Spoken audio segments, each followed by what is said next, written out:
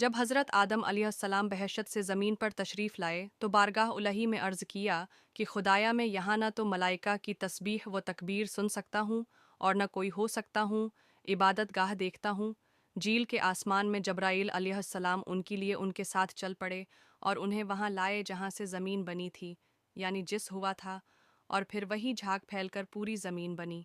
حضرت جبرائیل علیہ السلام نے اپنا پر مار کر ساتویں زمین تک بنیاد ڈال دی، جس کو ملائکہ نے 5 پہاڑوں کے پتھروں سے بھرا کوا لبنان، کوا طور، کوا جودی اور ہرا اور طور زیتا بنیاد بھر کر نشان کے لیے چاروں طرف کی دیوار میں اٹھا دیں۔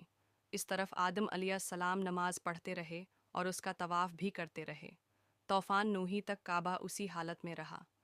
اس وقت وہ عمارت تو آسمان پر اٹھائی گئی اور یہ کعبہ کی جگہ اونچے ٹیلے کی طرح رہ گئی، مگر میں مانتے تھے۔ پھر ابراہیم علیہ السلام کے زمانے تک کعبہ اسی حالت میں رہا۔ جب حضرت کردوا آئیسی ٹورسٹارم روی برکت کے لیے یہاں آتے تھے اور اسماعیل و باجرہ اس میدان میں آ کر ٹھہرے اور ان کی وجہ سے یہاں کچھ آبادی ہو گئی، تب حضرت ہاجرہ کے انتقال کے بعد حضرت ابراہیم علیہ یہ علیہ السلام کو حکم ہوا کہ اسماعیل کو ساتھ لے کر یہاں عمارت کعبہ بنائیں۔